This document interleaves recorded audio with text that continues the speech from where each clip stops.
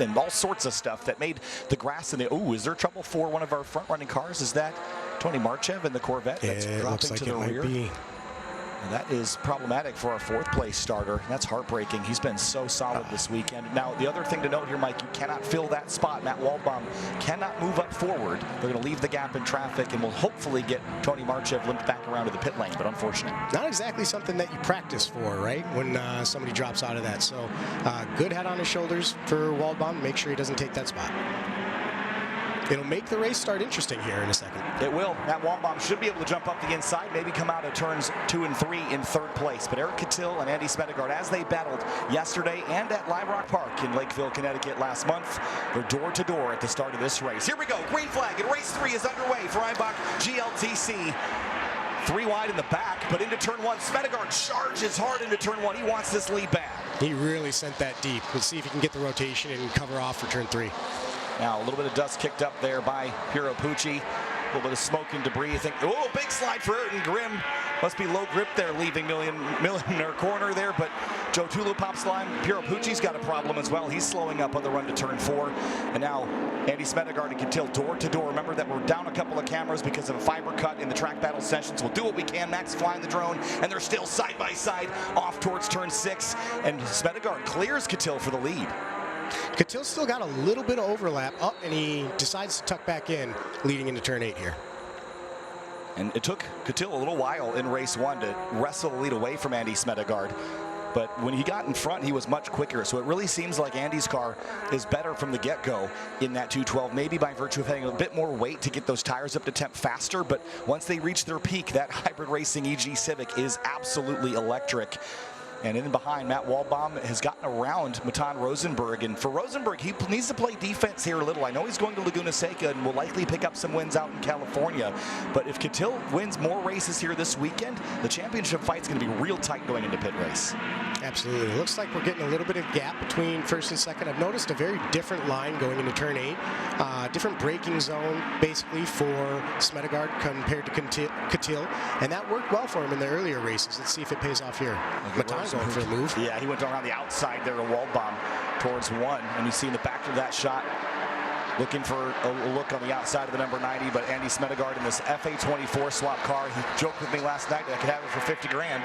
And as far as front-running GLTC cars go, that's actually pretty affordable. I mean, the drivers that are at the very pointy end of this field, they will spend up to 6 figures building their car. You don't need to do that, as shown by Andy, but drivers take a lot of pride in these builds, Mike. I promise you can't build that car for that, so that'd be a great deal for you.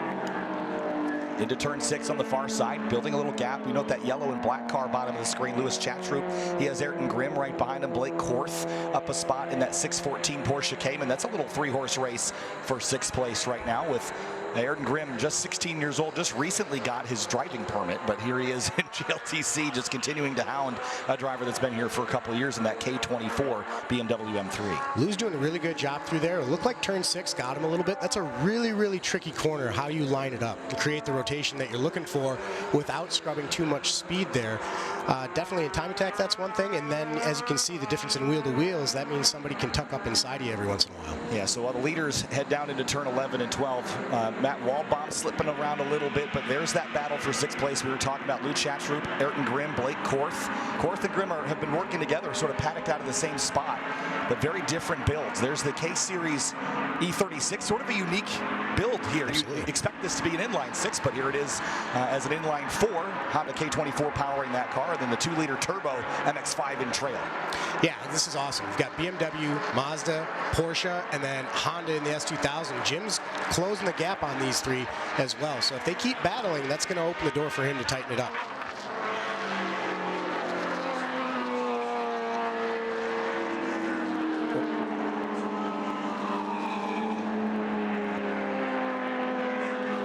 Ayrton's got a good run through 4. Let's see if he can tuck it into 5 as well. 5's a big commitment corner, just a tap of the brakes into 5 and carry that speed all the way out. And this is that turn 6 that could be tough. Let's see how he approaches it. Yeah, and Ayrton Grimm hounding Lou Chatroop right now in that yellow and black car. Easy to spot even at this long distance here.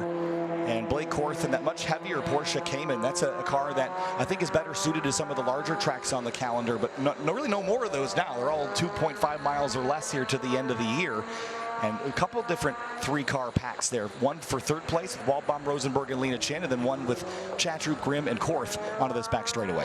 Yeah, Andy has really checked out up front. He's got a 2.5 lead on Catil right now, and it doesn't look like he's being challenged. So it'll be interesting. Like we said, Catil comes in strong, but I'll keep an eye out to see if he's actually able to tighten that gap as the race goes on. Yeah, so Chatroop charging down here into turn 11, holding off Ayrton Grimm in that number 2, right ahead of Blake Korth. And while we watch Louis Chatroop hold off Ayrton Grimm, caught up with him yesterday. He's got a really interesting build and is a character all of himself. Here's Ayrton Grimm here in the paddock. Look at this move.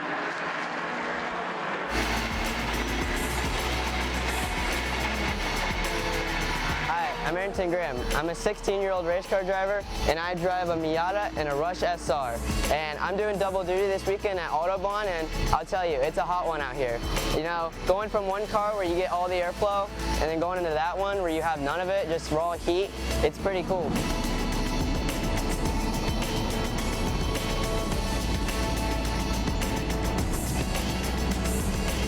They're pretty comparable in some ways, but the Rush just handles better because it has better front end grip and all that. This track especially has actually been really intense on me because going through the fast corners, you just really get all those G-forces, and in that Rush, you get all of the G-forces, and it puts a toll on your neck. Kind of keep your head down, you know. There's gonna be a lot of hard times in your life, and you just have to keep powering through it like it's nothing.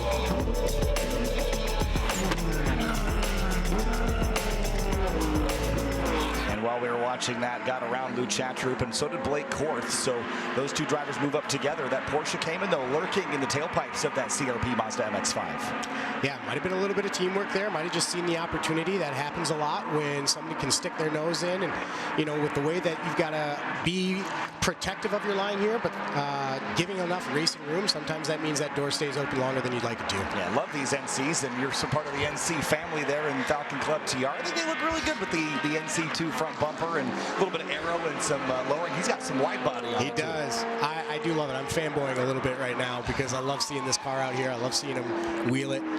The fender flares might be something I need to go to in order to run some wider tire. Yeah, he's got some, looked like he had some kind of weather stripping or something flapping around the windshield, which not going to be a performance deficit, but certainly could be distracting. But just me out of things. Just me out of things. Up to 6th place now, trying to run down Matt Waldbaum ahead of him. That group of 3 ahead is Matan Rosenberg, Matt Waldbaum, and Lena Chin. That's the battle for 3rd on the racetrack as well. And on the far side of the course, you see the turns 8, 9, and 10, the sort of looping section, 3 consecutive right-handers. And there's the gap bottom of your screen there between Smedegaard and Catil. It's 2.3 seconds right now, and Andy has just set sail.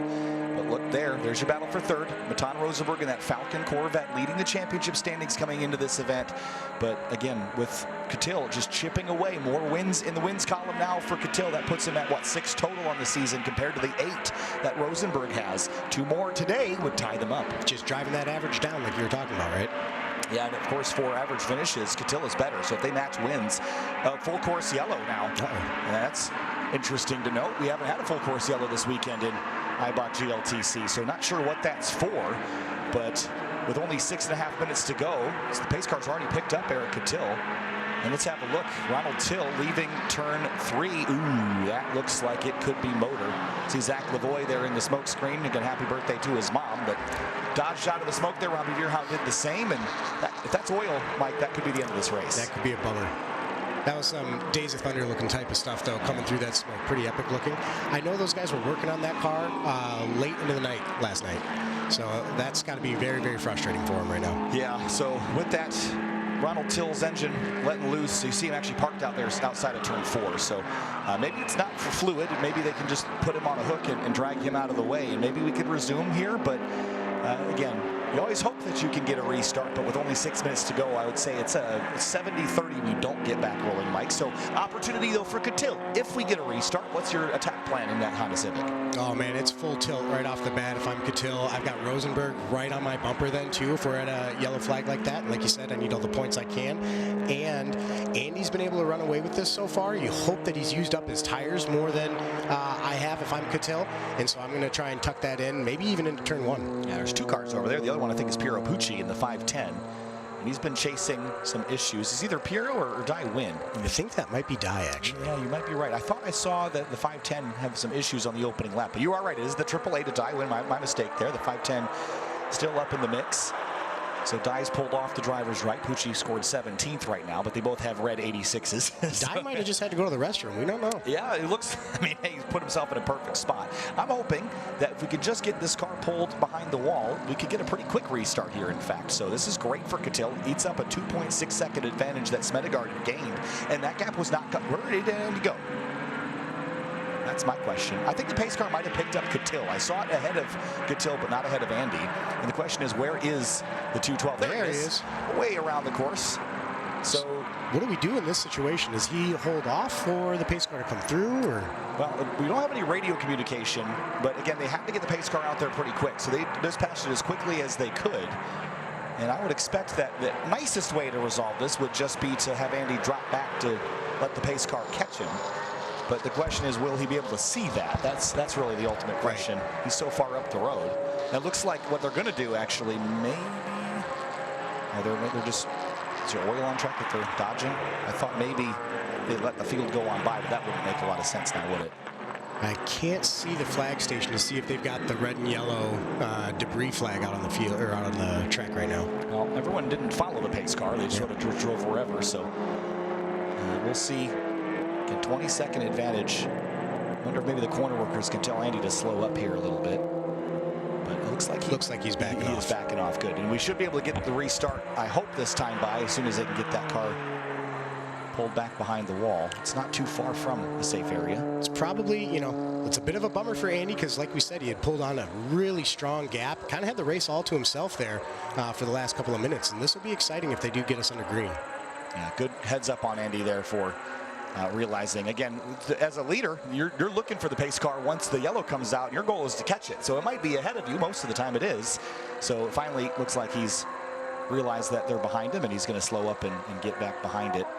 And they have moved Till's car back behind the wall. Now they just got the safety truck out there to contend with.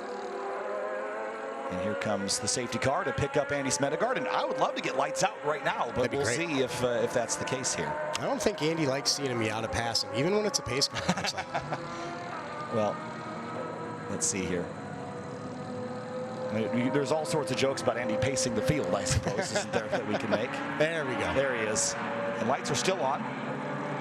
And again, it's always possible now. The one thing I like about Eibach GLTC is we run 15-minute races here, Mike, but those 15-minute races have a little bit of wiggle room. If we have the opportunity to do the extra lap that would get us a lap under green, we can do that. There's no official, like, okay, when the time's up, it's always up. If we have a little bit of time left in the window, we can do it. And looking at our schedule, we have the next event is the it's going to be the GRIDLIFE Rush Series race that is scheduled for 11:05. They typically have a 5-minute transition period. That would leave about 7 minutes left in the window, so 3 more minutes of pacing, another minute and a half for a real race lap, and then another 2 minutes for cool down. I think we could get it all done. And I didn't see a white flag, so maybe we'll get the green and the white together. Or maybe 2 laps, even if we're really lucky. Looks like they pulled in the yellow at the start-finish. All right. The drivers are already starting to weave back and forth, clean off their tires from all the clag that collects around this course. How are the marbles out there, Mike? You've been out there enough. This morning, probably not too bad. Not too bad this morning at all. Outside of 4, they can be a little bit sketchy, and outside of 5 as well. But for the most part, it's not something to worry about too much. This is a pretty clean track. I picked up more just on the in-laps than anything else. Yeah, it's not really hurting your runs through the corners, but you know, certainly there is a fast line. You want to be sticking to that. And any time that you're in marbles, it's not just the marbles that are a problem. Something else has gone wrong if that's the case as well. Yeah, certainly. And we're talking about marbles, the little bits of rubber that come off the tires when you put a lot of load into them, and they get worse and worse throughout the day. Also, big factor in how many marbles are generated is how abrasive the racetrack is, how old the pavement is. But here at Autobahn Country Club, most of the circuit, 2004, it was paved. There's been a couple sections that have had some pavement added in recent years. But you'll note that timer's ticking down, but I think we'll probably get at least one lap of green flag racing here at the end.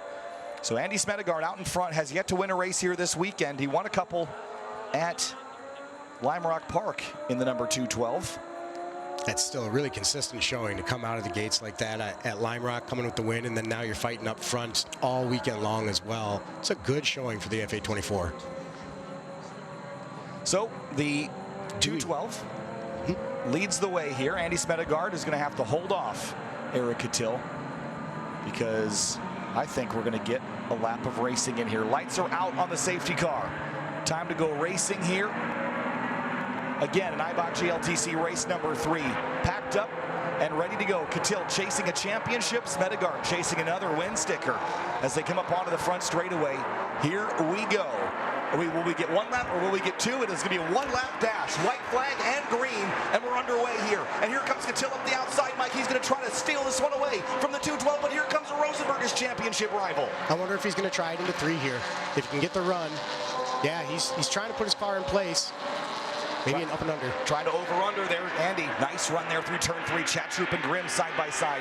Grimm trying to hold off that spot. They thunder into turn 4. Catil, little slideways there, rear end stepping out on him, but he's within 2 car lengths of that GT86. This is so much pressure for these drivers. When you know you've got 1 lap to get this done, your tires aren't at the temperatures they were at, but you've still got to sling it through the corner and not leave a door open. Yeah, big stack up there for about 8th spot as Chatroop had a look at Eric and Grimm, but had to back out of it. So there's cars just trying to sneak up the insides of each other. Heading down to turn 8 for the final time. 3 car lengths between Smedegaard and Catil, but Catil has to be careful. Offense could end up being defense here with Rosenberg right there. Yeah, Andy just looks so fast through turn 8. Puts on a lot of gap through that space. He's really got that corner figured out. Dust kicked up in the background. A couple cars charging at each other into turns 9 and 10, but all looks fair and clean for now. Catil has nothing for Andy Smedegaard this time through as they thunder down the back straightaway for the final time in Eibach GLTC Race 3. Rosenberg closing in on Catil. That might be the battle we have to follow all the way back to the checkers, Mike. Yeah, through 13, 14. We've seen him going too wide all weekend long for that. I don't think it's going to happen this time. Andy Smedegaard comes on through. This time it's a dominant performance by the 212 ASM FRS. Checkered flag. Andy Smedegaard wins race 3. Catil second place. Rosenberg right behind him. Then Matt Walbaum, Lena Chin, Blake Court. Oh, Andy spins at turn 1 in celebration and loops it. I remember seeing him do that at Lime Rock, throwing the little drift action into play. Jim Smith has some bumper dragging there on the 130. Eric Jensen up into 9th place. A little Shukla in 10th. But Andy in that celebratory mode. A little bit too much there into turn 1. No harm, no foul now. I think he's excited. Yeah, it seems like it. He earned that win. He did. I mean, a 1-lap dash, had to hold off one of the fiercest in the series. And with a build that's so simple relative to a lot of others in the field. And Andy has kind of been king of finding the formula. Yep, absolutely. I think he puts a lot of time into suspension. I've seen on their YouTube channels, they've done a lot of work, or on their social media, done a lot of work with Motown specifically, visiting those factories. So I think they've put a lot of emphasis on dialing in the suspension setups here. Let's have a look here at our results for Eibach GLTC race number 3. We did it. We made it through a 1-lap dash here at the end of the race. But Andy Smedegaard, we'll go back to page 1 here. We're looking at page 2. So Louis Chatroop just outside the top 10. He fell down there on the restart. There we go. There's page 1. Andy Smedegaard, 1.1 seconds. Eric Catil in 2nd place, just behind. Matan Rosenberg, though, does not like to see that 82 pick up more points. And again, we'll see how this shapes up the weekend championship as well. But Matt Walbaum, Lena Chin there, 4th and 5th. Sure, he doesn't like seeing it, but a 3rd place result is still a good result on the weekend for Matan here. And so while we're looking through results, on the right-hand side of the screen, we'll have a look at the weekend points based on the finishing order of this race. And we'll see how things pan out there, because Catil had gotten 52 points up to this point, but that's going to be 72 to 70. Oh, so it's going to be basically whoever out finishes the other in the last race of the weekend. That's a big point swing that Catil needed over Rosenberg right now. Like you said, Rosenberg's going into Lime Rock without Catil being there, so putting that gap on is huge for him. And look at Lena Chin, only 7 points back from Matan Rosenberg, so the opportunity is there for Lena to end up on podium for the first time in her career. That'd be big. That would be an awesome weekend for her. Hey, look at that. That's an MX-5 in fifth there. Sure is. And he's only 12 points out, so possible to flip things over. Let's have a look here at our highlights for Eibach GLTC race number 3. Pretty exciting one that involved the battle for 5th and 6th most of the race, but as the field rolled off, they were set by finishing order from race 2 yesterday afternoon. On the start, pretty frantic. Little shoe club, middle 3 wide of Jake Jorenstad there. Michael Pagano started last, carved his way forward, but Andy Smedegaard built the lead early and drove away from Eric Catil over 3 seconds away. Then it was Grim Korth getting by Louis Chatroop. There was that number 2 driver just hucking that NC MX-5 into turn 1 and charging his way up the order here in race 3. Then it was Ronald Till, engine let go or something on that E30 BMW, brought out the full course yellow. And after a couple of laps of trying to catch Andy Smedegaard, the pace car had enough trouble, and Catil couldn't do it on the last lap either. And after a one-lap dash to the end, Andy Smedegaard wins Eibach GLTC race 3. Just one more left in the weekend, and actually I think it was a downshift that caught him there that snapped around on him. So Andy is getting away from that wall bomb as well. Picks up Eibach GLTC race number 3.